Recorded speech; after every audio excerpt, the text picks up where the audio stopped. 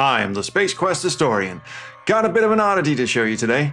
In previous videos, I've covered some of the alternate versions of the Space Quest games, and by alternate I mean versions that weren't for MS-DOS PCs, ranging from the mundane, to the bizarre, to the downright ugly. But today's showcase is going to be a bit different because, unlike those other specimens, this version wasn't officially released by Sierra. Say hello to Space Quest I: The Sarian Encounter on the Game Boy Advance. Yep, this is a real thing. And it actually runs on a real GBA if you have one of those. I don't, so I'm just running this through an emulator, but from what I've read, you can actually dump the ROM of this thing onto a modded GBA and play this on original hardware. This is actually a modded interpreter for Sierra's AGI engine called simply GB-AGI.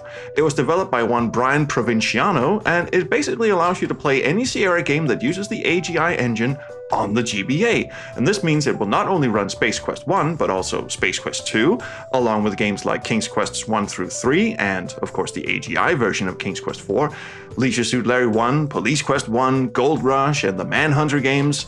It won't run any of the games after Sierra switched to the SCI engine, so you can't play Quest for Glory or Space Quest 3 on it, but it's still an impressive lineup of games.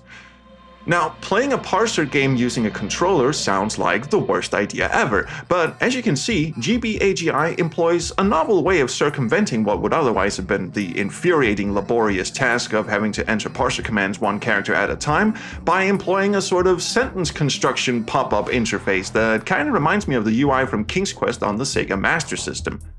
Basically, it has all the verbs in the window on the left, and all the nouns, as in stuff you can interact with, on the right. And the game helpfully pauses while you're doing this sentence construction thing, so you're in no danger of getting accidentally sideswiped by a roaming Sarian or one of those stupid floor cleaners on Vohal's asteroid while you're scrolling through the lists trying to piece together what it is you actually want to do.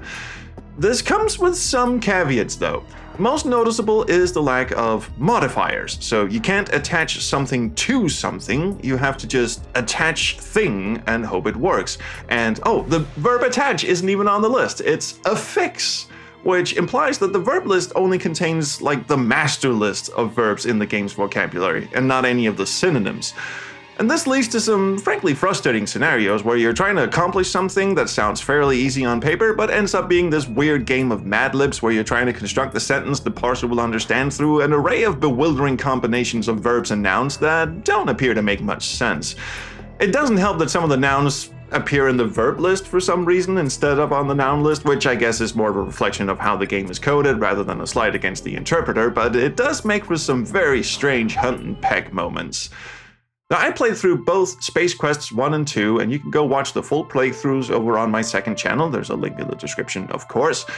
While Space Quest 2 let me play through the entire game from start to finish with little trouble, other than a few moments of bewildering frustrations, like having to untie this little pink dude from a tree without having the verb untie available to me, Space Quest 1 was a different experience, and for one very peculiar reason. I got up to the escape pod on the Arcada, went inside, fastened my seatbelt, tried to close the door, and nothing. I sat there for a very long time, trying every possible combination of verbs and nouns that would make even the slightest bit of sense, some that made very little sense, and some that just sounded like I'd had a fucking stroke. You'd think close door would work, but the game just resolutely refused to acknowledge this as an acceptable sentence. It turns out that the verb close, for some bizarre and inexplicable reason, just doesn't fucking work, like at all. I have no idea why, but you can't close anything in these games, and fuck me if that just isn't the weirdest bug I've ever come across. In the end, I had to resort to the debug command to get out of the Arcada, which this interpreter actually lets you do. Now, you'd be forgiven for thinking that this on-screen keyboard here would let you type in the precise sentence you wanted to use, but no, that's not how it works.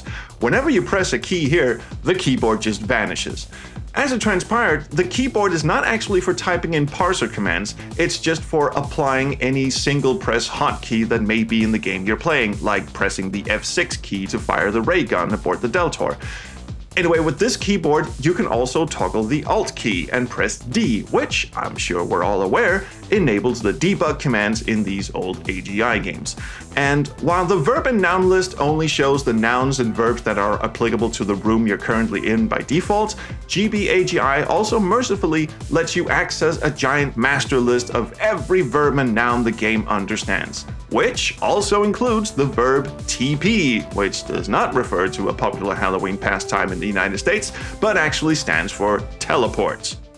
And I honestly had no idea what room to teleport to, because it's not like I've memorized all the fucking room numbers in this game, so I just took a gamble and teleported to room 20, which happened to be this screen on Corona, which was fortunate because that meant it was just a short jog back to the now crash-landed escape pod to pick up the emergency kit and glass shard, and off I could joyfully fuck with the rest of the game.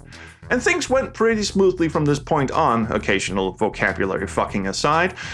I couldn't go through the vents in the Deltor because that involves putting the jetpack into the trunk and closing the lid, but opening the trunk and climbing inside works because by doing that, the lid just slams shut on you and you're helpfully carted off to the laundry room, skipping the vent sequence entirely. And on the bright side, shooting down Sarians wasn't actually as much of a butt-clenching mindfuck as you'd think it would be. It was actually a breeze thanks to this pop-up keyboard window pausing the game and remembering the last key you used. And, I'd show you how easily it worked if it wasn't for my incredibly good RNG luck, because I didn't run into a single Sarian on my way off the ship, so...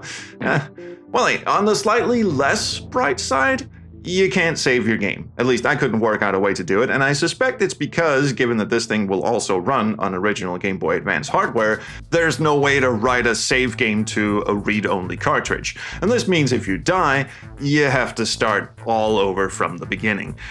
Of course, if you're playing on an emulator, this is a moot point because then you have the luxury of using save states, which I liberally abused throughout my playthrough. The skimmer sequence actually plays fine, but it's just as brutal as ever, so I had my fingers on the save and load hotkeys throughout the entire thing. Also, the sound is a bit fucked up. It sounds like it's trying to use the Tandy 3 voice soundtrack from the original games, but the tracks are somehow playing out of sync with each other, so it ends up sounding like a shit-faced high school marching band. Here, have a listen.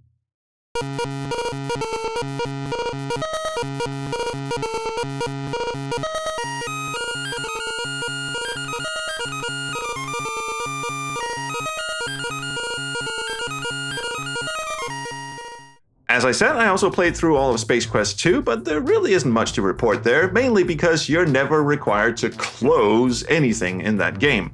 The only downside I ran into was that, again, due to the lack of modifiers in the parser interface, I couldn't throw the rock with the jockstrap at the guard and let parakeet him, so I had to do it the boring way and sneak my way around the landing pad.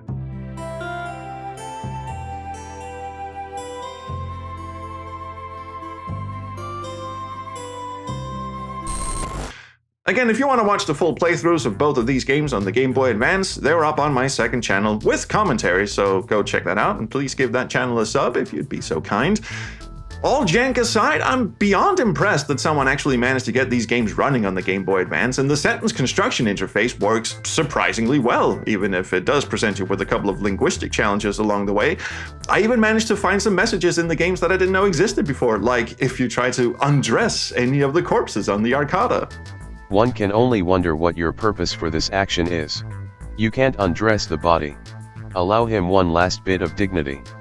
If you want to give this a go for yourself, I've linked to the GB-AGI download in the description. It's freeware, of course, and it also comes with a rather intriguing story of how the developer tried to pitch this to Sierra's then parent company Vivendi to actually officially distribute the games on actual GBA cartridges. Obviously, that never panned out because now you can just download the interpreter for free and put whatever games you want into it. It doesn't come with any games for obvious reasons, so you do need to have copies of the games themselves in order to get this thing working, but there is a very helpful step-by-step guide on how to build your own ROM of games included in the download, so it's really no trouble. You'll be up and running in no time. Anyway, that is it for now. Don't forget to check out the links to my Patreon and Discord in the description as well. Wee-hee! And until next time, I'll see you around the Chrono Stream. Bye!